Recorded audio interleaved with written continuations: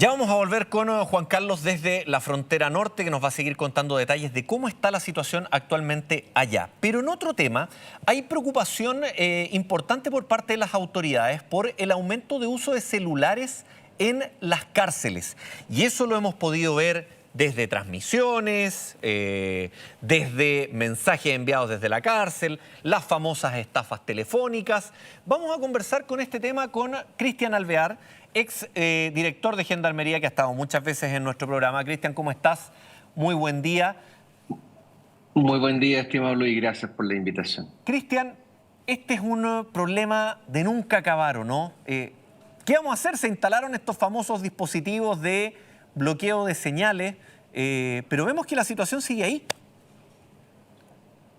Bueno, estimado Luis, hay que entender que si los procedimientos al ingreso, tanto de la población penal como del personal y cualquier autoridad que visite la cárcel, fueran eficientes, no necesitaríamos inhibidores de señal, ¿no? El problema que lo que tenemos que visualizar acá con la cantidad de celulares que se están requisando al año es un problema más complejo por la sencilla razón que evidencia la penetración del poder del crimen organizado. Estos teléfonos celulares en promedio pueden costar hoy día 300.000 pesos y hay casos en donde se han pagado más de 1 millón por un teléfono. A medida que el interno tenga mayor connotación y esté más vigilado o controlado, los teléfonos suben bastante de precio. Y eso es parte de lo que tenemos que enfrentar hoy día y reconocer de una buena vez que el control de la cárcel es muy determinante para tener un efectivo control también de lo que ocurre con la delincuencia en las calles. Claro, Cristian, estaba revisando las cifras de una nota del Mercurio y lo que dice es que muestran un incremento del 8,2 en decomisos. Al comparar los periodos de enero-julio del 2024 y el de enero-julio del 2025, los aparatos incautados fueron 15.708 el 2024 y 17.000 el 2025. Ahora, tú decías un tema que es súper importante. Si se logra fiscalizar bien, no deberíamos tener inhibidores de señales, porque deberíamos partir de la base de que no deberían entrar teléfonos.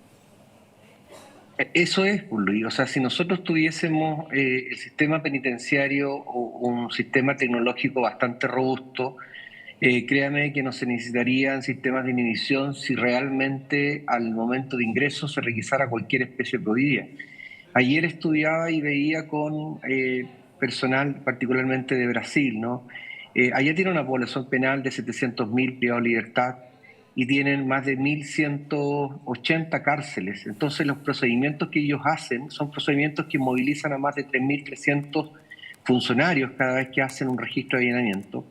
Pero el 2023, a la fecha, con una población penal promedio intervenida, que supere los 75.000 privados de libertad, en Chile estamos cerca de los 65.000, Luis. Para tener un cuadro comparativo, en Brasil desde el 2023 a la fecha se han requisado cerca de 8.000 teléfonos celulares. Del 2023 a la fecha con una población penal intervenida de 75.000 privados de libertad por año. Es mucho más bajo el índice.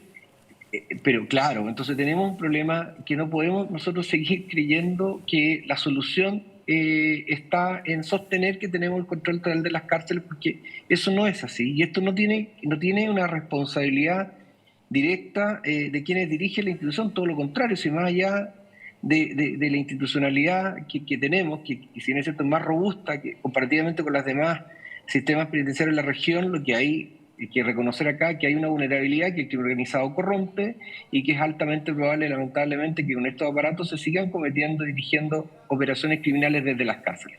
Veía el entrevistado anterior lo que señalaba del fiscal, ¿no? Que tuvo que ser trasladado de una región porque estaba amenazado de muerte. Bueno, esa realidad es la que nos debe a nosotros llamar la atención, estimado Luis. Ayer fue asesinado en Guatemala un alcalde, en febrero también, en México este año han sido asesinados 8 alcaldes. ¿Y cuál es la característica y por qué? Porque muchos de estos alcaldes comprometen una lucha eficaz contra el crimen organizado y el narcotráfico, entonces, y la corrupción que genera. Entonces, cuando estas personas que declaran tener un objetivo de mayor seguridad y evitar el control territorial que ejerce el crimen organizado, empiezan a ser asesinados.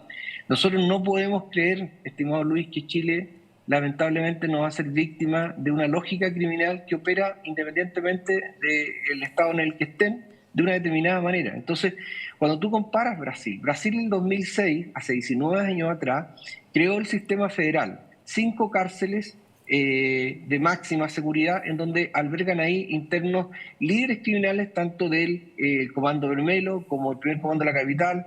Cuando estuve allá también habían integrantes de la mafia italiana. Bueno, pero esa población penal alcanza cerca de 600 de un total de 700.000. ¿Cuántos teléfonos celulares se han encontrado desde el 2006 en las cárceles federales de Brasil a la fecha? Cero, Luis, cero. Entonces no podemos tratar de creer que una cárcel, por muy grande que sea, es una cárcel de máxima seguridad, porque no lo es. Las cárceles de máxima seguridad en Brasil, las 5 federales, no superan los 350 de capacidad. Y en consecuencia hay procedimientos que son mucho más rigurosos, estrictos, y donde estos sujetos tienen cero posibilidad, pero cero, Luis, de tener algún elemento prohibido al interior de su celda o las cárceles. Entonces, ¿por dónde están entrando los teléfonos? Ese es el tema. Me acuerdo haber reporteado afuera de la cárcel de la ex penitenciaría de Santiago, haber entrevistado familiares de internos, muy críticas y muy molestas porque decían, nos revisan completas, enteras, nos hacen sacarnos hasta la ropa interior y nos revisan enteras. ¿Por dónde están entrando los teléfonos entonces? Bueno, Luis, yo te lo he dicho a ti, y lo he dicho en todos lados, lamentablemente, y también lo dije el año 2009, Luis, y está en la historia fidedigna de la ley 20.426, lo dije.